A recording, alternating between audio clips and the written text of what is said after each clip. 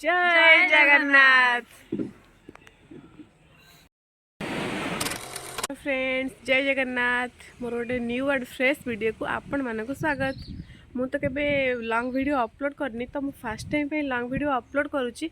तो मु आशा करूची आपण माने मते बहुत सारा भल पाइबा देबे। माने भल लागे तो आपण माने सब्सक्राइब करबा को केबे भी भूलिबे नहीं।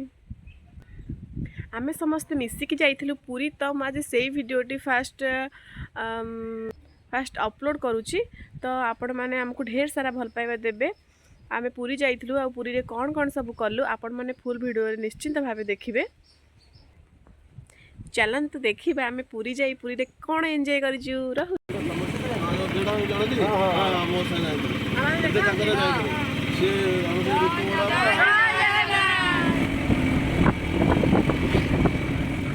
गाइस माने हाय गदियो आउ देखै सब सही पडचंती गोटे किता पछरे बात करके दिना वाला मामा दीदी सो खोली दो दादा से सिगरी मु बाहर दे बसले इट्स स्टॉपेज हो गेला चलो रास्ता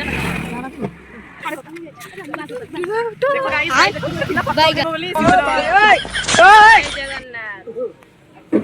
फाइनली गाइस चाहा पी देला ये तो बहुत ताको जोर अधिका पहिना बांती करे उल्टी आई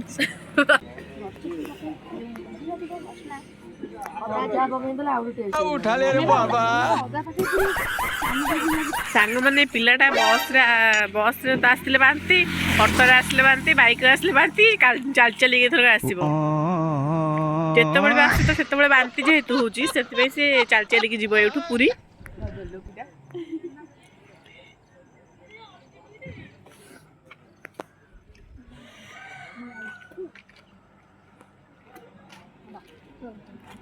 रोड साइड रे फोटो हाँ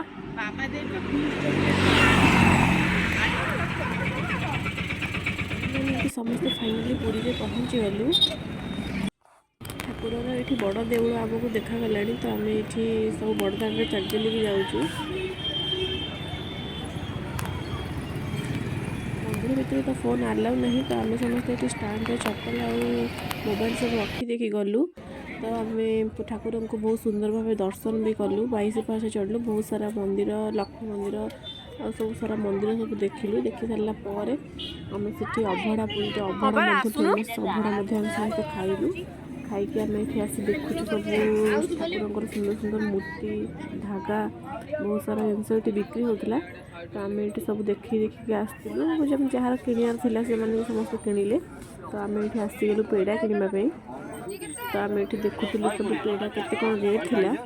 ये पेड़ा रेट पचारू तो सी आमको कहले 140, तो आपन को 120 लगे। तो आम ये बहुत सारा जगह बुझाबुझी कलु। तो फाइनाली आम पेड़ा भी किणिकी पड़े आसलु। नेक्स्ट टाइम आसलु लोकनाथ मंदिर। तो सेठिके आसला परे सेठी आसिक आम भीतर को डायरेक्ट पलाऊलु, किंतु फोन जेहेतु अलाउ नाला तो आम पुणी आमको जाकि ऑटो पाखे फोन थोइकी आसको पड़ला। तो आम फोन थोइकी आसिलु। तो ठाकुर तो वीडियो भी किसी बनई पारे, ये बाहर किसी वीडियो क्लिक कर देछि। तो आपण माने समस्त मिसिके किसी दीप भोग सब किणीदेली ठाकुर को दर्शन करने। तापर आम चलिलु नेक्स्ट दर्शन करी आम चलिलु माता मठ मंदिर भीतर को प्रवेश करा बेलू बहुत अलौकिक जिनस आमको देखा मिलला।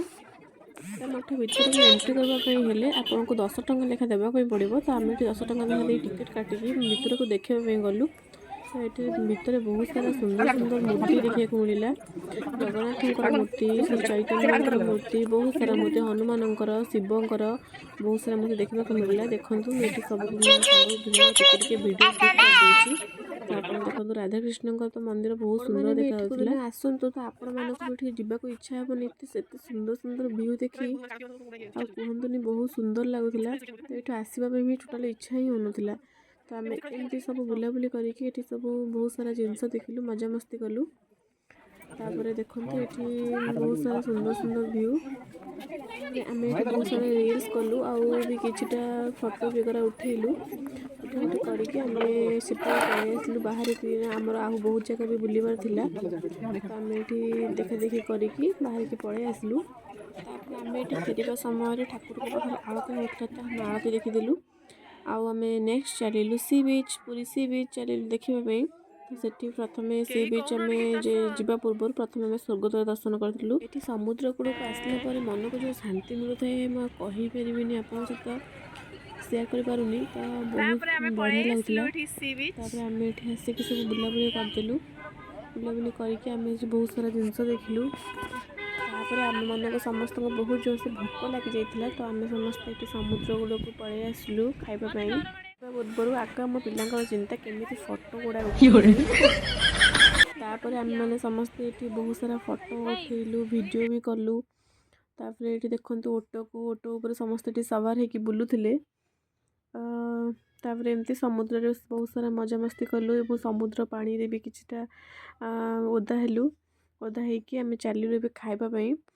ତ ଜାଣିଥିବେ ତ ସମୁଦ୍ର କୂଳରେ ଟୁରିଷ୍ଟମାନଙ୍କ ପ୍ଲେସ୍, ତ ସେଥିପାଇଁ ଏଠି ସବୁର ରେଟ୍ ବହୁତ ଥିଲା। ବହୁତ ଥିଲେ ବି ଦିନେ ଯେହେତୁ ଆମେ ଗୋଟେ ଥର ଆସିଛୁ ତ ପୁଣି କେବେ ଆସିବୁ କହି ତ ହେବନି। ତ ତେଣୁକରି ଟିକେ ମଜାମସ୍ତି ତ ନିହାତି ଭାବେ କରିବାକୁ ପଡ଼ିବ। ତ ଆମେ ସମସ୍ତେ ଏଠି ଚାଲିଲୁ ଖାଇବା ପାଇଁ। ଆପଣମାନେ ବି ପୁରୀ ଆସନ୍ତୁ, ବୁଲନ୍ତୁ, ବହୁତ ସାରା ମଜାମସ୍ତି କରନ୍ତୁ। ପୁରୀ ଯେତେ ଥର ଆସିଲେ ବି ସେତେ ଥର ଆସିବା ପାଇଁ ଇଚ୍ଛା ହୁଏ। ଜଗାର ମୁହଁକୁ ଦେଖିଲେ ଆମକୁ ସେମିତି ବି ସେଠି ରହିଯିବାକୁ ଇଚ୍ଛା ହୁଏ। ତ ଯାହା ବି ହେଲେ ଆମକୁ ଘରକୁ ଯିବାକୁ ପଡ଼ିବ। ତ ସେଥିପାଇଁ ଜଗାକୁ ତ ଛାଡ଼ିକି ଯାହା ବି ହେଲେ ଯିବାକୁ ପଡ଼ିବ। ପୁଣି ଥରେ ଟ୍ରାଏ କରିବା ଆସିବା ପାଇଁ। ଜଗାର କେବେ ପୁଣି ଡୋରି ଲାଗିବ ଆମେ ପୁଣି କେବେ ଆସିବୁ। ତ ଆପଣମାନେ ବି କେବେ ଆସନ୍ତୁ। ବହୁତ ସାରା ଭଲ ଭଲ ପ୍ଲେସ୍ ଅଛି, ଆପଣମାନେ ବୁଲିବେ, ଦେଖିବେ ଏବଂ ନିଜର ପେଟ ପୂଜା ବି କରିବେ।